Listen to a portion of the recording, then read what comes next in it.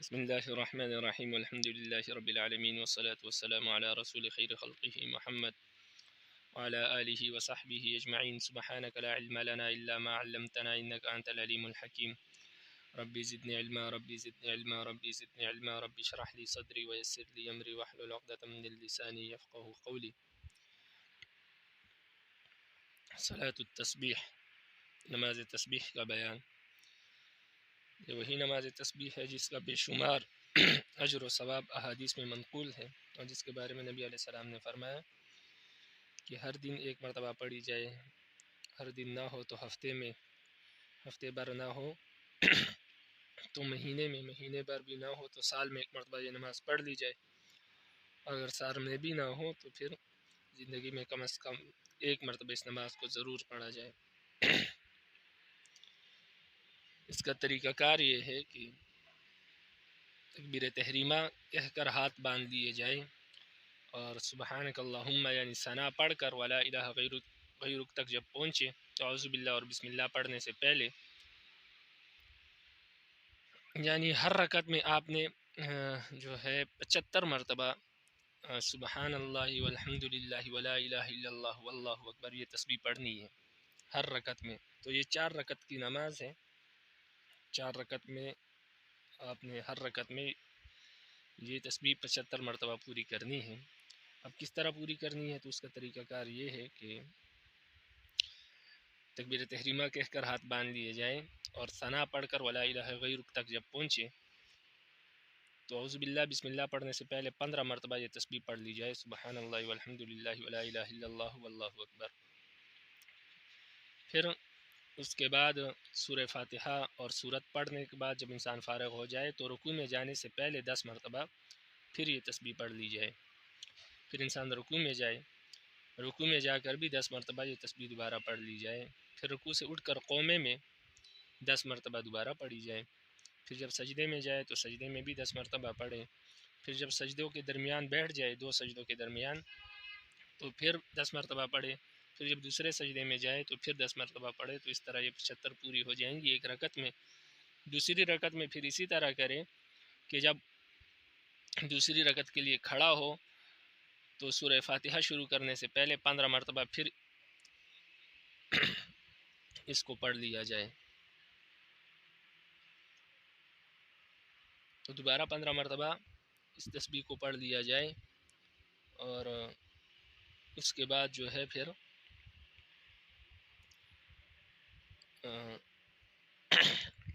سورہ فاتحہ اور سورت پڑھ کے پھر 10 مرتبہ پھر وہی طریقے سے اس سلسلے سے پڑھا جائے. تو اس طرح 4 رکعتوں میں ہر رکعت میں 75 مرتبہ اس کو پورا کیا جائے. یہ صلاۃ التسبیح کی نماز ہے. اب آپ حدیث کو دیکھیں، اس کی فضیلت اس حدیث میں بیان ہوئی ہے.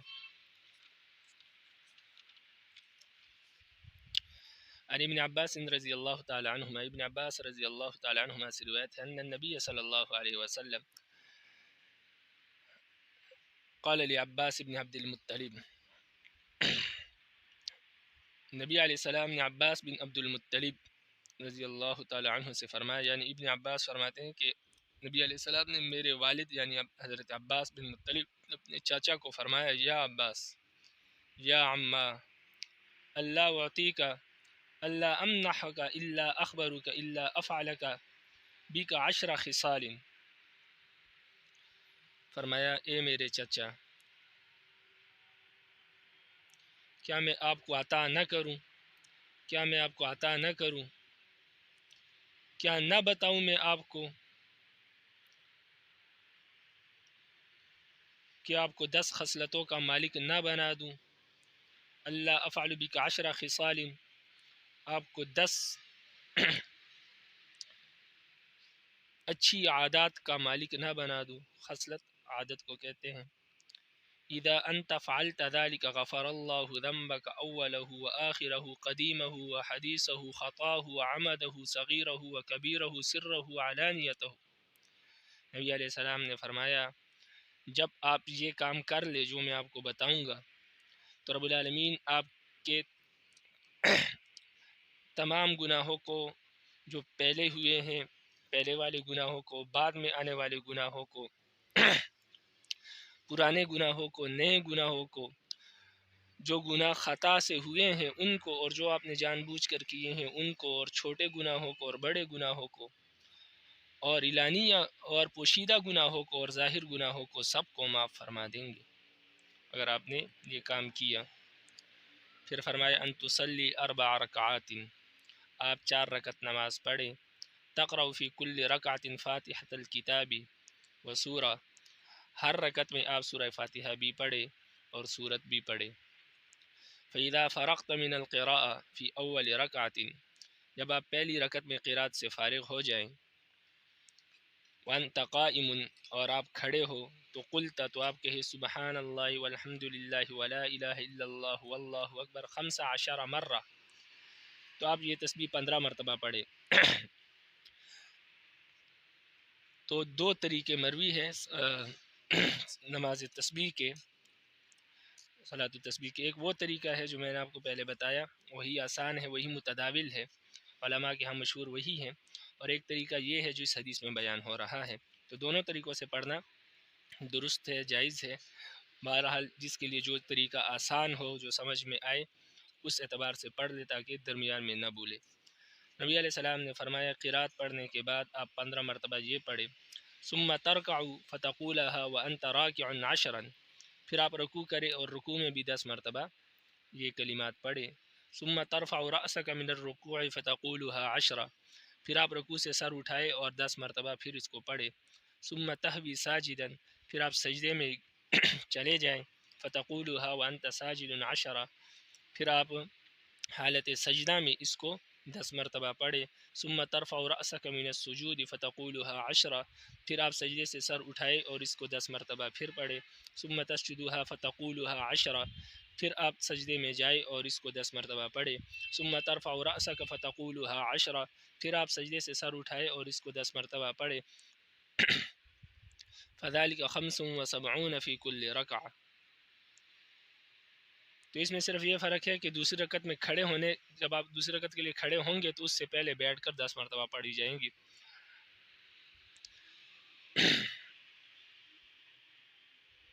اور اس میں جو ہے قرات کے بعد جو 10 مرتبہ پڑھی جاتی ہے اس کی جگہ 15 مرتبہ پڑھی جاتی ہے، اور سبحانک اللہم کے بعد یعنی ثنا کے بعد نہیں پڑھی جاتی۔ یہ فرق ہے اس طریقے میں صرف۔ نبی علیہ السلام نے فرمایا فذلك 75 فی کل رکعہ، تو یہ ہر رکعت میں گویا 75 ہو گئی ہیں۔ تفعل ذلك فی 4 رکعات، آپ اسی طرح کرے ہر رکعت میں۔ ان استطعت ان تصلی فی کل یوم مرۃ فافعل، اگر آپ اس نماز کو ہر دن پڑھ سکتے ہیں، اگر آپ کی قدرت ہے کہ آپ اس نماز کو ہر دن پڑھ سکے تو پڑھے، ضرور پڑھے۔ فإن لم تفعل ففي كل جمعة مرة، اور اگر آپ ہر دن نہ پڑھ سکے تو پھر آپ ہر جمعے کو اس کو پڑھ لیا کرے۔ فإن لم تفعل ففي كل سنة مرة، اگر آپ ہر جمعے بھی نہیں پڑھ سکتے تو ہر سال میں ایک مرتبہ اس کو پڑھ لیا کرے۔ فإن لم تفعل ففي عمرك مرة، اور اگر آپ اس کو ہر سال بھی نہ پڑھ سکے تو اپنے عمر میں ایک مرتبہ، اپنی زندگی میں ایک مرتبہ اس کو ضرور پڑھ لے۔ رواہ ابو داؤد وابن ماجہ والبہقی فی الدعوات الکبیر، وروى الترمذی عن ابی رافع نحوہ۔ وعن ابی ہریرہ رضی اللہ تعالی عنہ قال، ابو ہریرہ رضی اللہ تعالی عنہ سے روایت ہے، فرماتے ہیں سمعت رسول اللہ صلی اللہ علیہ وسلم، میں نے رسول اللہ صلی اللہ علیہ وسلم کو سنا، یقول، فرما رہے تھے، ان اول ما یحاسب العبد یوم القیامہ من عملہ صلاته، نبی علیہ السلام نے فرمایا قیامت کے دن سب سے پہلے آدمی کے جس عمل کا حساب ہوگا وہ نماز ہے، وہ اس کی نماز ہوگی۔ فإن صحلت فقد افلح، اگر اس کی نماز درست نکل آئی تو وہ کامیاب ہو جائے گا، وانجح، اور نجات پالے گا۔ وإن فسدت فخاب وخسر، اگر وہ اس کی نماز صحیح نہ نکلی تو نامراد ہوگا اور خسارے میں ہوگا۔ فإن انتقض من فریضته شیء، اگر اس کے فرائض میں سے کچھ کمی نکل آئی، قال رب تبارک و تعالی، تو رب العالمین فرمائیں گے انظروا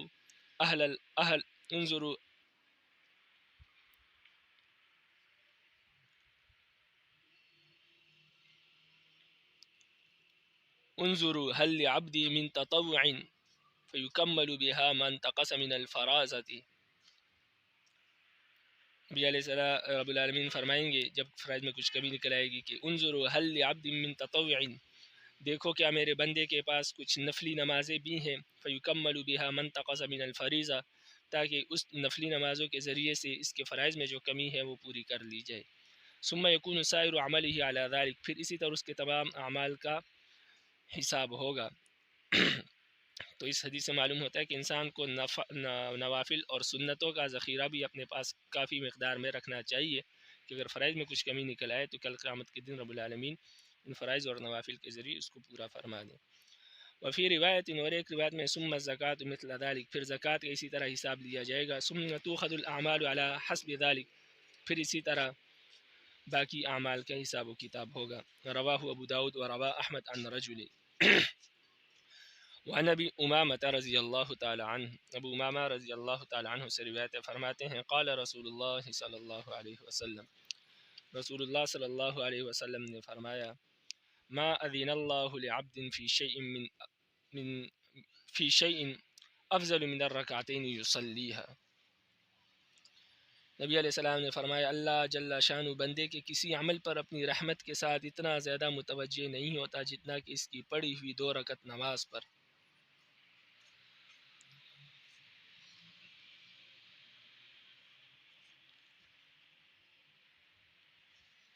یعنی نماز سب سے افضل عمل ہے، اسی وجہ سے انسان جب نماز پڑھتا ہے تو رب العالمین اپنی خاص عنایت اور اپنی خاص توجہ اس کی طرف مبذول فرماتے ہیں۔ تو فرمایا کہ جب بھی انسان نماز پڑھتا ہے تو رب العالمین کسی عمل میں بھی اپنے بندے کی طرف اتنا متوجہ نہیں ہوتا جتنا کہ 2 رکعت نماز میں اس کی رحمت انسان کی طرف متوجہ ہوتی ہے۔ وَإِنَّ الْبِرَّ لَيُضَرُّ عَلَى رَأْسِ الْعَبْدِ مَا دَامَ فِي صَلَاتِهِ، اور بندہ جب تک نماز میں مشغول رہتا ہے اس کے سر پر نیکی اور بلائی چھڑکی جاتی ہے، یعنی اوپر سے اس کے سر پر بلائی اور نیکیوں کا نزول ہوتا ہے جب تک نماز میں ہوتا ہے۔ وَمَا تَقَرَّبَ الْعَبْدُ إِلَى اللَّهِ بِمِثْلِ مَا خَرَجَ مِنْهُ یعنی القرآن، اور بندہ اللہ کا قرب حاصل کرنے میں جس قدر اس سے نکلے ہوئے سرچشمہ ہدایت یعنی قرآن کریم سے فائدہ اٹھاتا ہے اتنا کسی چیز سے نہیں اٹھا سکتا۔ یعنی رب العالمین کے قرب کا سب سے بہترین اور سب سے اچھا ذریعہ جو ہے وہ قرآن مجید ہے، اور قرآن مجید کے ذریعے رب العالمین کا جتنا قرب حاصل کیا جا سکتا ہے اتنا کسی اور چیز کے ذریعے سے حاصل نہیں کیا جا سکتا، یہ مطلب ہے۔ باب صلاۃ المسافر، مسافر کی نماز کا بیان۔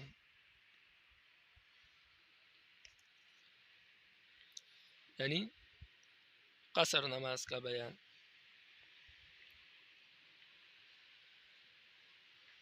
تو آپ ہدایہ میں پڑھ چکے ہیں کہ کتنے میل تک اور کتنے کلومیٹر تک جب انسان کے سفر کا ارادہ ہو تو وہ مسافر بنے گا اور پھر وہ نماز قصر پڑھے گا۔ پھر اس کی باقی تفصیلات اور باقی مسائل بھی آپ وہاں پر پڑھ چکے ہیں، یہاں پر صرف ہم احادیث پڑھیں گے اور اس کا ترجمہ کریں گے۔ باب صلاۃ المسافر، مسافر کی نماز۔ الفصل الاول، پہلی فصل۔ عن انس رضی اللہ تعالی عنہ، حضرت انس رضی اللہ تعالی عنہ سے روایت ہے ان رسول اللہ صلی اللہ علیہ وسلم صلی الظہر بالمدینہ اربعا وصلی العصر بذی الحلیفۃ رکعتین۔ حضرت انس رضی اللہ عنہ سے روایت ہے کہ نبی علیہ السلام نے ظہر کی نماز مدینہ میں 4 رکعت پڑھی، اور ذوالحلیفہ میں نبی علیہ السلام نے یعنی جب حج کے سفر کے لیے روانہ تھے تو ذوالحلیفہ میں عصر کی نماز 2 رکعتیں پڑھی، متفق علیہ، اس لیے کہ ذوالحلیفہ اور مدینہ کے درمیان سفر کی مقدار بن جاتی ہے، اور ذوالحلیفہ یہ اہل مدینہ اور اہل شام کا جو ہے میقات ہے۔ عن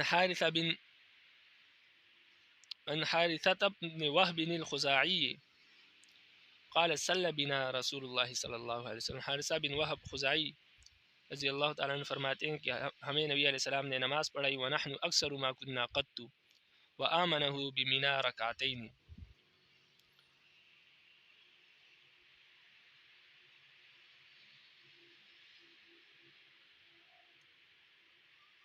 تو نبی علیہ السلام نے ہمیں نماز پڑھائی، ونحن اکثر ما كنا قط، اور ہم اتنی تعداد میں تھے کہ اس سے پہلے کبھی اتنے زیادہ نہیں تھے.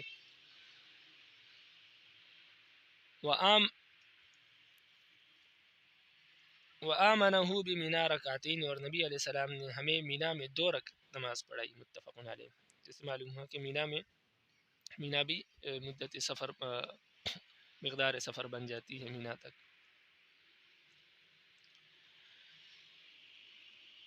وان یعلی بن امیہ رضی اللہ تعالیٰ عنہ قال، یعلی بن امیہ رضی اللہ تعالیٰ عنہ سے روایت ہے، فرماتے ہیں قلت لعمر بن الخطاب رضی اللہ تعالیٰ عنہ، میں نے عمر بن خطاب رضی اللہ تعالیٰ عنہ سے کہا کہ انما قال اللہ تعالیٰ ان تقصروا من الصلاة ان خفتم ان یفتنکم الذین کفروا، کہ رب العالمین نے فرمایا ہے کہ تم نماز کم پڑھو، یعنی قصر پڑھو، اگر تمہیں یہ خوف ہو کہ کافر تمہیں ستائیں گے. فقط آمن الناس، لیکن اب تو لوگ امن میں ہیں، اب تو ہم اتنی تعداد میں اور طاقت میں ہیں کہ ہم نے کفار سے کوئی خطرہ نہیں ہے.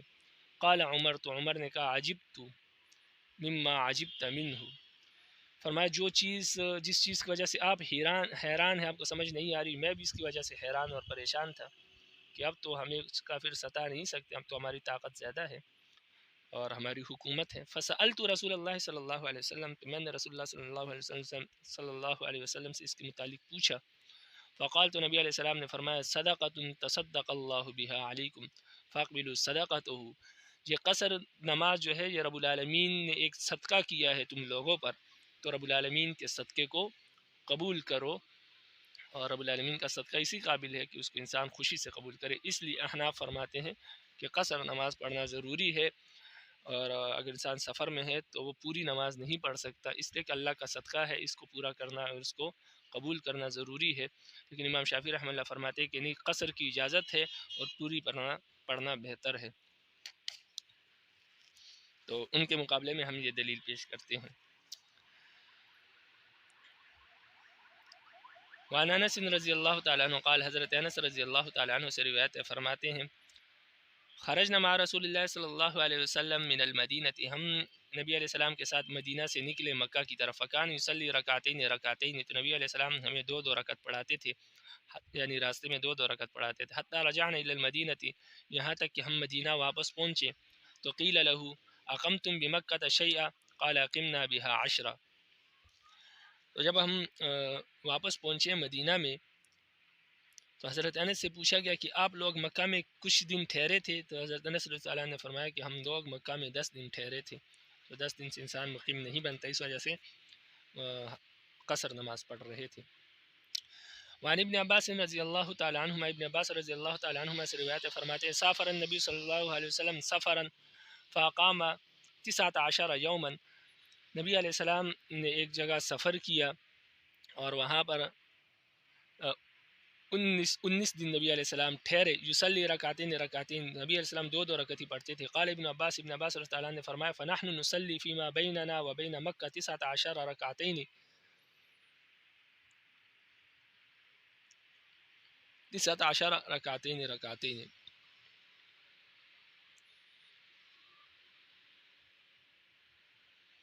حضرت عبداللہ ابن عباس رضی اللہ عنہ فرماتے کہ ہم لوگ جب بھی مکہ اور مدینہ کے درمیان کہیں 19 دن قیام کرتے تو 2 رکعت نماز پڑھتے. یہ 19 دن کا مطلب یہ ہے کہ آتے جاتے ہوئے بھی جو دن لگے ہیں وہ بھی ساتھ شمار کیے ہیں، وگرنہ مکہ میں جو ہے 15 دن سے کم رہے ہیں.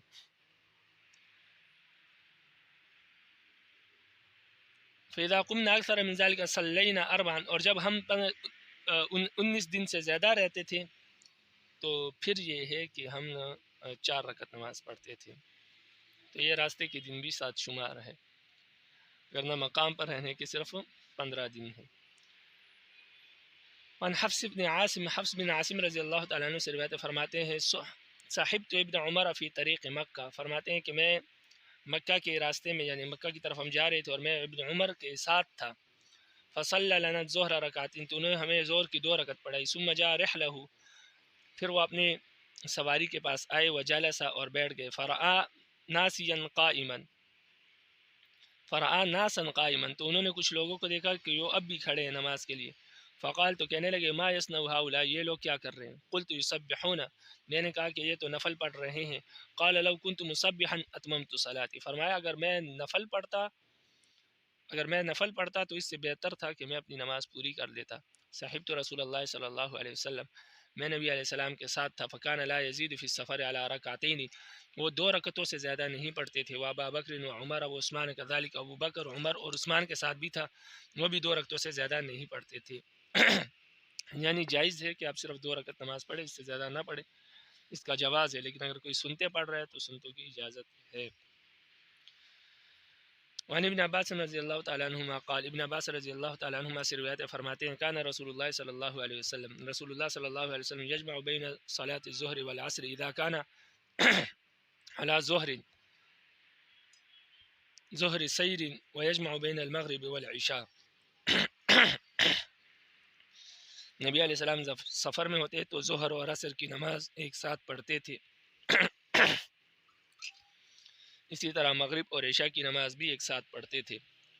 ایک ساتھ پڑھنے کا مطلب یہ ہے کہ جمع سوری کرتے تھے کہ زور کی نماز کو آخری وقت میں پڑھتے تھے، اور جس طرح نماز ختم ہوتی تھی 1-2 منٹ بعد عصر کی نماز کا وقت داخل ہو جاتا تھا تو پھر عصر کی پڑھ لیتے تھے. اسی طرح مغرب کی نماز آخری وقت میں پڑھتے تھے، اور پڑھنے کے ساتھ ہی کچھ لمحات کے بعد عشاء کا وقت داخل ہو جاتا تو عشاء کی پڑھتے. اس کو جمع سوری کہتے ہیں، یہ جائز ہے. وعن ابن عمر رضی اللہ تعالیٰ عنہما قال، ابن عمر رضی اللہ تعالیٰ عنہما سے روایت فرماتے ہیں کان رسول اللہ صلی اللہ علیہ وسلم یصلی فی السفر علی راحلته حیث توجہت به یومی ایماء صلاة اللیل الا الفرائض ویوتر علی راحلته. ابن عمر رضی اللہ تعالیٰ عنہ سے روایت فرماتے ہیں کہ رسول اللہ صلی اللہ علیہ وسلم سفر میں اپنے سواری پر ہی نماز پڑھتے تھے، اور جس طرف آپ کا رخ ہوتا تھا اسی طرف آپ نماز پڑھتے تھے. یومی ایمان، اور آپ اشارے سے رکوع اور سجدہ کرتے تھے. لیکن رات کی نماز پڑھتے تھے، رات کی نماز کو سواری پر ہی پڑھتے تھے، یعنی نفل نماز. الا الفرائض، لیکن جو فرائض ہے وہ سواری پر نہیں پڑھتے تھے، فرائض کے لیے نبی علیہ السلام نیچے اترتے تھے. ویوتر علی راحلته، اور اسی طرح ویتر کی نماز بھی اپنے سواری پر ہی پڑھ لیتے تھے.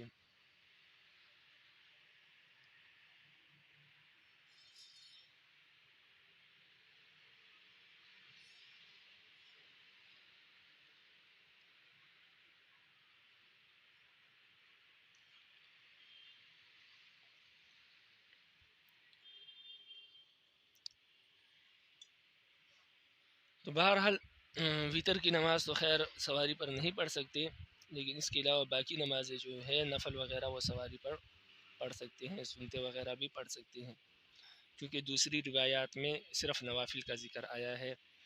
تو لہٰذا دونوں حدیث میں تطبیق دینے کے لیے یہ ہے کہ ہم کہیں گے کہ صرف نوافل اور ویتر جو ہے وہ کسی خاص موقع پر نبی علیہ السلام نے پڑھی، یا یہ نبی علیہ السلام کی خصوصیت ہے.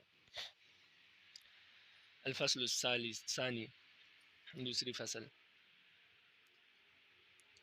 عن عائشہ رضی اللہ تعالیٰ عنہ قالت، حضرت عائشہ رضی اللہ تعالیٰ عنہ سے روایت فرماتی ہے کل ذالک قد فعل رسول اللہ صلی اللہ علیہ وسلم قصر الصلاۃ واتم. نبی علیہ السلام نے دونوں کام کیے اپنی زندگی میں، نماز قصر بھی پڑھی اور پوری بھی پڑھی ہے. رواہ فی شرح السنہ. وعن عمران بن حسین رضی اللہ تعالیٰ عنہ قال، عمران بن حسین رضی اللہ تعالیٰ عنہ سے روایت فرماتے ہیں غزوت مع النبی صلی اللہ علیہ وسلم وشہدت معه الفتح، میں نے نبی علیہ السلام کے ساتھ جہاد کیا ہے اور میں نبی علیہ السلام کے ساتھ فتح مکہ کے موقع پر بھی حاضر تھا. فاقام بمکہ 18 لیلۃ، نبی علیہ السلام مکہ میں 18 دن رہے. لا یصلی الا رکعتین، نبی علیہ السلام وہاں 2 رکعت ہی پڑھتے تھے، یعنی کیونکہ وہاں رہنے کا ارادہ نہیں تھا. یقینی طور پر نبی علیہ السلام نے کوئی دن مخصوص نہیں کیے تھے کہ اتنے دن ہم رہیں گے، بلکہ ممکن تھا کہ کل چلے جائے، پرسوں چلے جائے. تو اس طرح کرتے کرتے نبی علیہ السلام نے 18 دن گزار دیے. تو اس طرح آپ نے مسئلہ پڑھا کہ اگر کوئی مسافر پورا سال بھی گزار دے تو جب تک پکی نیت نہ ہو تب تک وہ قصر نماز ہی پڑھے گا. یقول، اور فرماتے تھے یا اہل البلد صلوا اربعا فإن سفر، اور جب نماز 2 رکعت پڑھتے تھے تو باقی پیچھے مقتدیوں سے کہتے تھے کہ اے شہر والو یعنی مکہ والو، تم اپنی 4 رکعت پوری کرو اس لیے کہ ہم تو مسافر ہیں. رواہ ابو داؤد. وعن ابن عمر رضی اللہ تعالیٰ عنہ قال، ابن عمر رضی اللہ تعالیٰ عنہ سے روایت فرماتے ہیں صلیت مع النبی صلی اللہ علیہ وسلم الظہر فی السفر رکعتین وبعدها رکعتین. فرماتے ہیں میں نے نبی علیہ السلام کے ساتھ ظہر کی نماز سفر میں 2 رکعت پڑھی اور اسی طرح وبعدها رکعتین.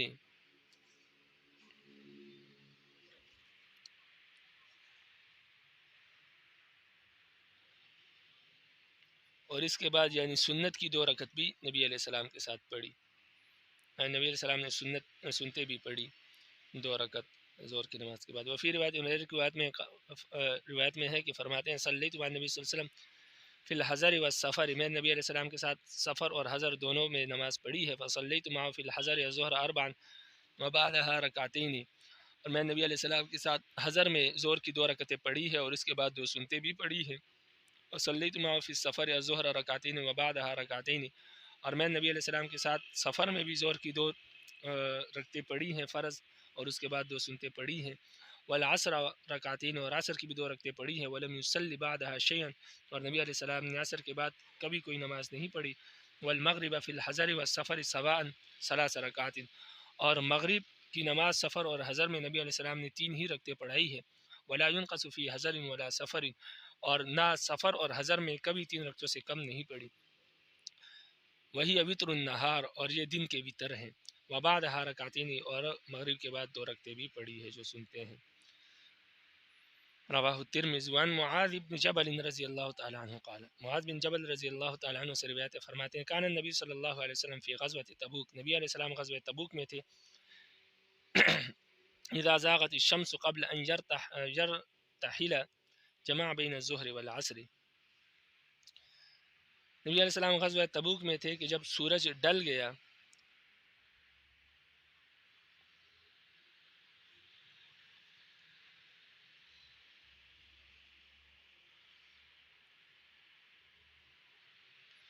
تو نبی علیہ السلام غزوہ تبوک میں جب تھے تو اس طرح عمل کرتے تھے کہ جب سورج ڈل جاتا کوچ کرنے سے پہلے یعنی دوپہر ڈل جاتی تو آپ صلی اللہ علیہ وسلم جمع بین الظہر والعصر، تو ظہر اور عصر کو جمع کرتے تھے. یعنی ظہر کی نماز آخری وقت میں پڑھتے تھے کیونکہ دوپہر ڈل جاتا ہے، لیکن ظہر کے بعد نماز کا وقت عصر تک جو ہے ممتد ہوتا ہے. تو عصر تک جو ہے نبی علیہ السلام ظہر کی نماز پڑھ لیتے آخری وقت تک، اور پھر جو ہے جس طرح ظہر کا وقت ختم ہوتا ہے عصر کی نماز پڑھ لیتے. تو اس کو جمع سوری کہتے ہیں. اس طرح نبی علیہ السلام 2 نمازوں کی اکٹھے پڑھتے تھے. وَإِنِ ارْتَحَلَ قَبْلَ أَن تَزِيغَ الشَّمْسُ، اور جب کوچ کرنے سے پہلے سورج نہیں ڈلتا تھا، جب سورج دوپہر ڈلنے سے پہلے کوچ کرتے تھے تو اخر الظہر، پھر نبی علیہ السلام ظہر کی نماز مؤخر کرتے تھے. حتی ینزل للعصر، یہاں تک کہ عصر کے قریب تک اس کو پہنچا دیتے تھے. وفی المغرب مثل ذلك، اور مغرب میں بھی اسی طرح کرتے تھے. اذا غابت الشمس قبل ان يرتحل جمع بین المغرب والعشاء، کہ جب سورج کے ڈلنے سے پہلے جب سورج غائب ہو جاتا کوچ کرنے سے پہلے یعنی ڈل جاتا تو مغرب اور عشاء کو اکٹھی پڑھتے تھے یعنی جمع سوری کرتے تھے. وَإِنِ ارْتَحَلَ قَبْلَ أَن تَغِيبَ الشَّمْسُ، اور جب کوچ کرنے سے پہلے سورج کے غائب ہونے سے پہلے کوچ فرماتے تھے تو اخر المغرب، پھر مغرب کو مؤخر کرتے تھے. حتی ینزل للعشاء، یہاں تک کہ جب عشاء کی نماز کے لیے نبی علیہ السلام رکتے تھے تو ثم یجمع بینہما، پھر دونوں کو جمع کر دیتے تھے. یعنی عشاء کی نماز سے تھوڑی دیر پہلے مغرب کی نماز پڑھ لیتے تھے، جس طرح مغرب کی پڑھتے تھے ساتھ عشاء کا وقت داخل ہو جاتا تو اس کو بھی پڑھ لیتے تھے. رواہ ابو داؤد و ترمذی. وعن انس رضی اللہ تعالیٰ عنہ قال، حضرت انس رضی اللہ تعالیٰ عنہ سے روایت فرماتے ہیں کان رسول اللہ صلی اللہ علیہ وسلم اذا سافر، نبی علیہ السلام جب سفر کرتے تھے، واراد ان یتطوع، اور ارادہ کرتے تھے کہ نفل نماز پڑھے، تو استقبل القبلۃ بناقتہ، تو اپنی اونٹنی کا رخ جو ہے قبلے کی جانب کر دیتے تھے. فکبر، اور تکبیر کرتے تھے. ثم صلی، پھر نماز پڑھتے تھے. حیث وجہہ رکابہ، کہ جس طرف بھی ان کے سواری ان کا رخ کر دیتی تھی اسی طرح نماز پڑھتے تھے. یعنی اس کے بعد پھر سواری کو قبلے کی طرف نہیں موڑتے تھے، اس کو ضروری نہیں سمجھتے تھے. پہلے مرتبہ قبلے کی طرف رخ کر کے نماز شروع کر دیتے تھے، پھر جس طرف جاتے تھے اسی طرف چلتے جاتے تھے. پھر باقی نماز میں قبلہ رخ نہیں ہوتے تھے. رواہ ابو داؤد. وعن جابر رضی اللہ تعالیٰ عنہ قال، حضرت جابر رضی اللہ تعالیٰ عنہ سے روایت ہے فرماتے ہیں بعثنی رسول اللہ صلی اللہ علیہ وسلم فی حاجتہ، نبی علیہ السلام نے مجھے اپنی کسی کام کے سلسلے میں بلایا. فجئت، تو میں حاضر ہوا. وہ یصلی علی راحلتی، اور نبی علیہ السلام اپنی سواری پر نماز پڑھ رہے تھے. نحو المشرق، ان کا رخ مشرق کی طرف تھا. ویجعل السجود اخفض من الرکوع، اور ان کا سجدہ جو تھا وہ رکوع سے زیادہ جھکا ہوا ہوتا تھا. یعنی دونوں اشارے سے کرتے تھے رکوع اور سجدہ، لیکن سجدے میں تھوڑا زیادہ جھکتے تھے رکوع سے.